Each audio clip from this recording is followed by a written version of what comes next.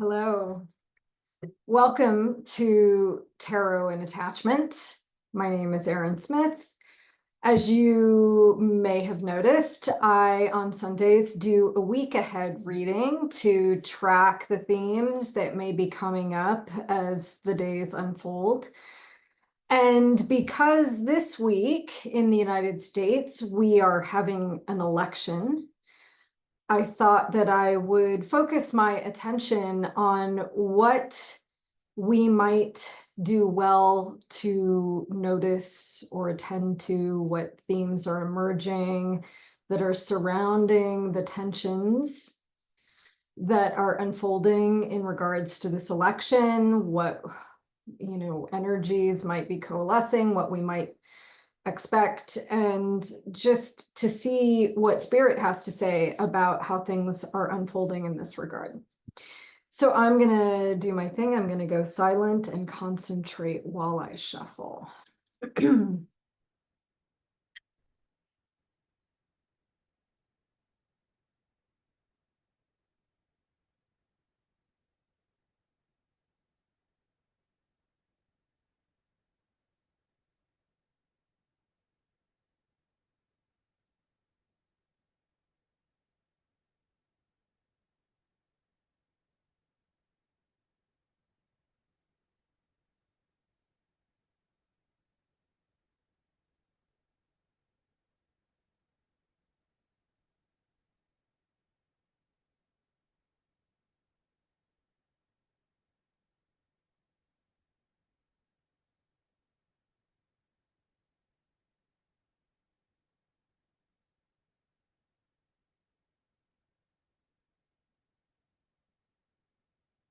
Just going to say a prayer over these cards.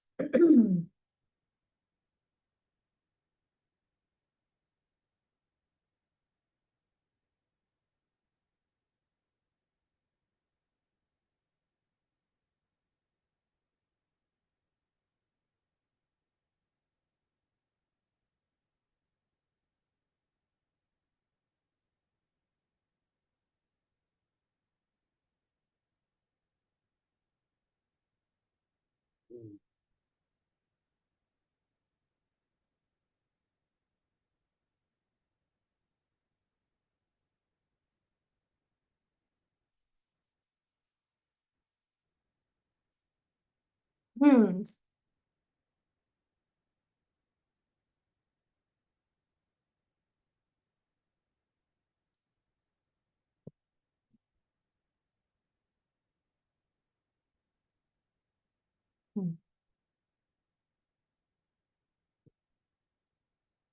Hmm. Hmm.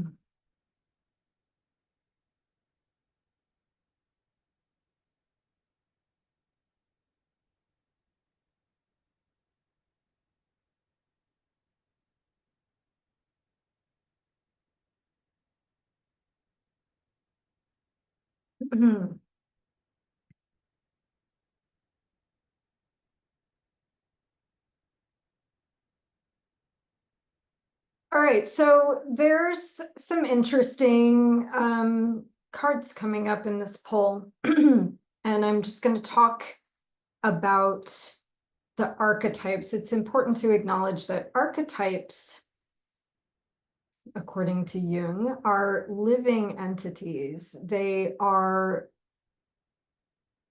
images that represent constellations of behavior. And archetypes are multivalent. So while there is a distinct energy that comes from a specific archetype, there isn't just one way that it can present in the world. So if you think of Mars, the planet Mars, as being an archetype of war and aggression and definitive action, there are a lot of different ways that that could present depending on the situation that that energy is coming through. So for instance, in an interpersonal relationship, that could look like arguments or conflict. In terms of the work that we do in the world. It can look like taking charge, taking some kind of action to facilitate an outcome that has a dramatic effect. You know, it can literally be warring amongst countries. But so depending on the circumstances, that energy is going to come through in different ways. But there's a similar quality of energy to all of those scenarios. So rather than be totally predictive about how these energies might coalesce around our election. Hello, Frida. I'm just going to give you the tone and tenor of how these things are coming together. So first off, there's an indication that we are dealing with some kind of intergenerational wound that has affected our ability to orient ourselves towards people, places, institutions that meet our needs. In fact, this card, almost more than any other card in the deck, well, it was sort of the central focus of my thesis on tarot and attachment. Long before I came to know about attachment theory, before I had gotten into my studies of psychology, when this card would come up in readings, I recognized it as a familial wound. And the reason that that is the case is that it is deeply ingrained in our emotional sense of self. It is below the level of consciousness. It's an embodied sense that in and of myself, I'm not enough. And that there's not enough in the world to go around. In fact, it is a feeling, it is an orientation of being in destitution, being in exile, not being taken care of, not being resourced. And when I started to study attachment, what I came to understand is that when children grow up in households of neglect or abuse, they internalize that sense of the world being unsafe, that it is impossible to get your needs met. And there is some sense of that you yourself are ineffective at getting your needs met, that the problem resides within you. So of course, this is not a conscious conceptualization, because at the time where we are formulating an attachment, we're pre-verbal. So there isn't this differentiated sense of self. We are experiencing the world emotionally based on the conditions that we grow up within. So I just like to really bring it to this imagery here. I conceptualize these as the orphans. They are crippled by lack. They are destitute and starving, and they are wandering through the snow without help. And so there's this terrible feeling of being cast out, of not having your needs met, of and having it cripple you and your ability to move through the world with ease and comfort. However, they are walking past a church that's lit from within. And the church symbolizes help, nurturance, nourishment, the physical, tangible needs that we have in the world being fulfilled. And in fact, in this image, the lights are on and the doors are open, and all are welcome to come inside and avail themselves of everything they need in order to thrive. And yet they walk right on by. There sense of self has been so damaged and distorted by the experience that they've had that they cannot see that as a possibility. When you believe that the good things in life are for everyone else but not for you, how are you going to orient yourself towards people and opportunities that actually feed you, that can actually meet you in a good way? You can't see it. And in a lot of ways, it is what we're experiencing in this country right now. There are a lot of people who are struggling. I mean, quite literally financially, that there's been such an intense cost of living increase, and that people's wages have not been keeping up. And so there is ever more present this struggle and striving just to stay alive. And the intensity of that kind of emotional stress, that feeling of like, there's not enough and I'm not enough and there's not enough time. And no matter how hard I work, I'm not paid enough to actually survive in this world as it's laid out. And it just feels impossible, hopeless. And it makes it really hard to see where the possibilities are for abundance or thriving, or again, institutions or policies that are meeting our needs rather than denying them. It's hard to orient ourselves in that way when we're just struggling to survive. And I very much associate this is like, so if in the individual this points to a familial wound, in society this would point to a structural wound. That in essence, you can think of this as capitalism, infinite growth on a finite planet, where a very minute few are benefiting financially and everyone else is being exploited as a resource the same way we're exploiting the earth. We are all in this state of exile, of not getting our needs met and finding it difficult to orient towards symbiotic systems, if you will. And ultimately what we're being called is to leave all of that behind. The Eight of Cups is leaving the past behind. And the story I usually tell with the Eight of Cups is that when a caterpillar spins itself a cocoon, in order to emerge as a butterfly, it first liquefies its body.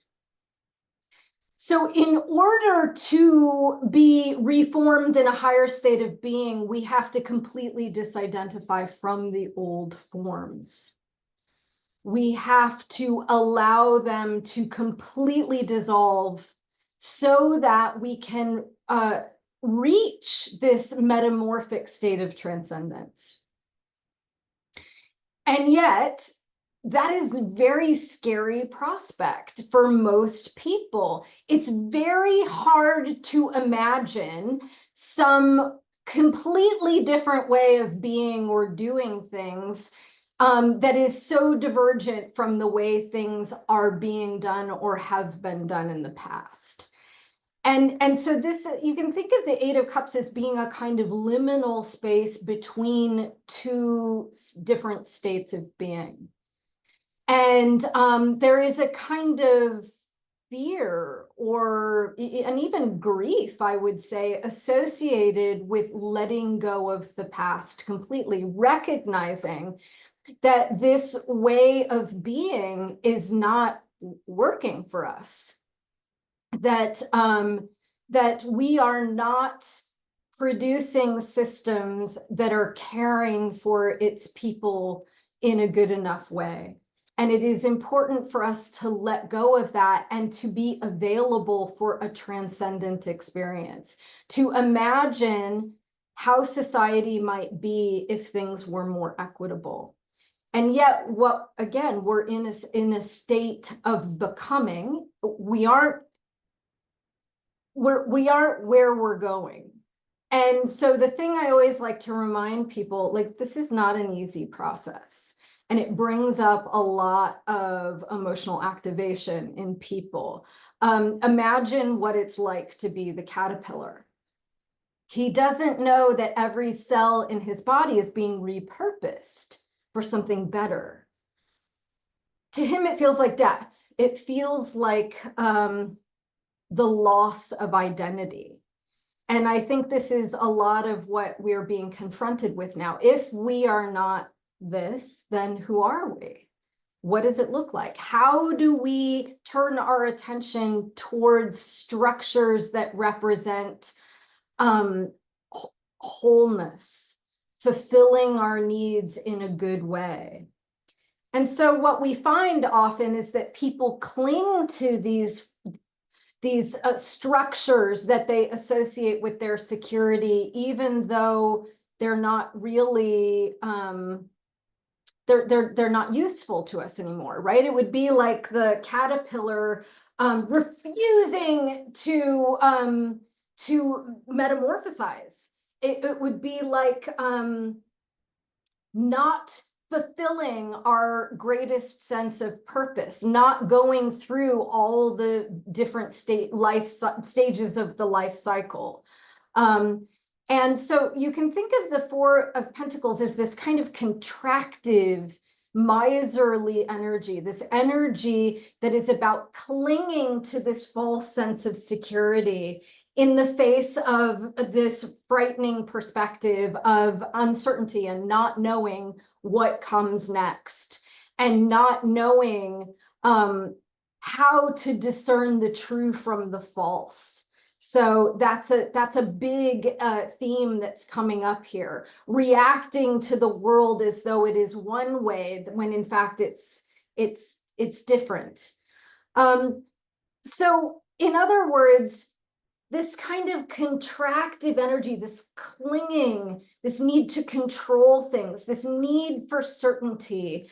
In some ways, you can think of it as a kind of conservative impulse. I'm afraid of the way things are changing, so I'm going to cling to these old ideas or old ways of being that I think provide me with a sense of safety.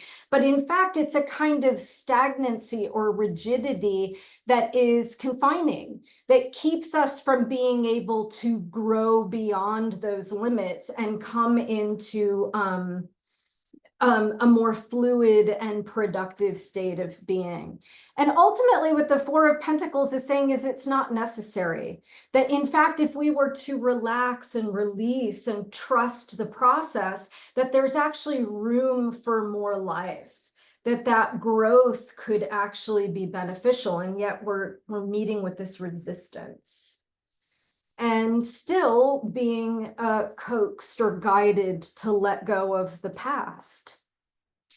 And then we have the Knight of Cups and the Knight of Wands. And wand energy is very active. It is pursuing a goal. It is moving forward with conviction. And in this case, with the Knight of Cups, it is taking action with an open and compassionate heart.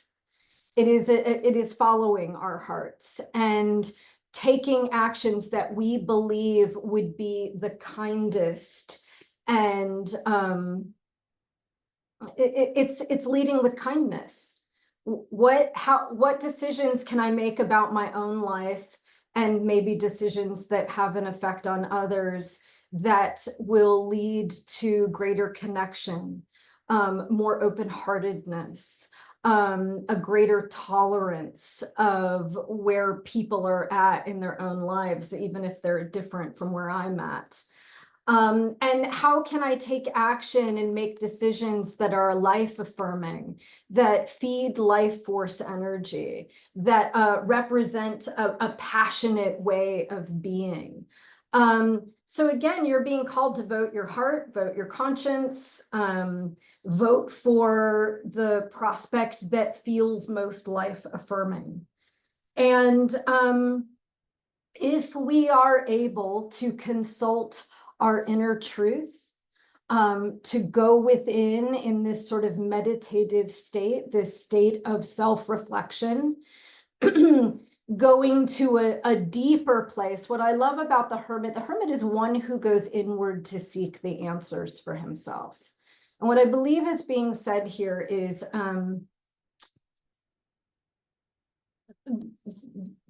it's easy to get sort of deluded by what the world is telling you. So for instance, we live in this world where there are some real significant problems, some issues that need to be addressed.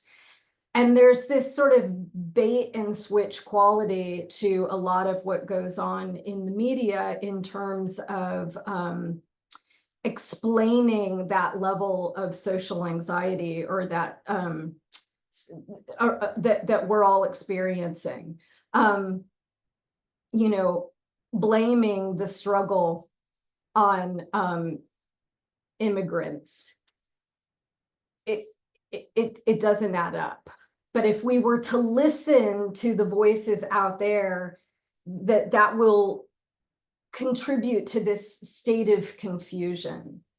And so what is being said here is that if we are able to quiet the mind and detach from the propaganda, this agenda that's being perpetrated by people who are holding on to their power, that are trying to hoard all the money at the top. If we refrain from listening to them, in some ways it's like follow the money, right? Like if you are a moneyed interest, you're going to vote to protect your interests. You're less likely to vote for people who propagate policies that are more equitable and fair throughout society, right? That's really what we're seeing. The kings are hoarding their money at the top, and that's making it hard for everyone else to survive. And so if we are to really listen within and trust our own inner wisdom, our own deep knowledge of what it's like to be in the world at this time, then that becomes the beacon that lights the way out in the world. And we can, again, take action that is heart-centered and life-affirming.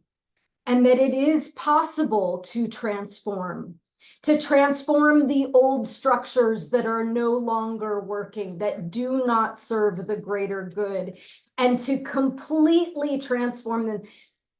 Judgment is rebirth. It's the phoenix rising from the ashes. On the death of the old way comes a new higher formation for our lives.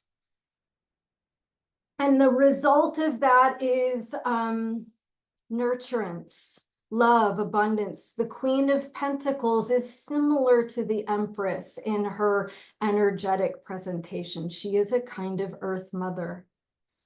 She is promising to care for her children the way that the earth provides for us. She is nurturing, she is nourishing, she is providing for all of our needs. That is the archetypal energy of the Queen of Pentacles. And this is the outgrowth of this transformation and letting go of these old oppressive structures that don't meet our needs, that no longer serve us. So, I'm going to hold on to that vision. It's all I can do is to contribute that hope for our collective and to hold it in the forefront of my consciousness as we move into this election. I wish for the best for everyone. Many blessings.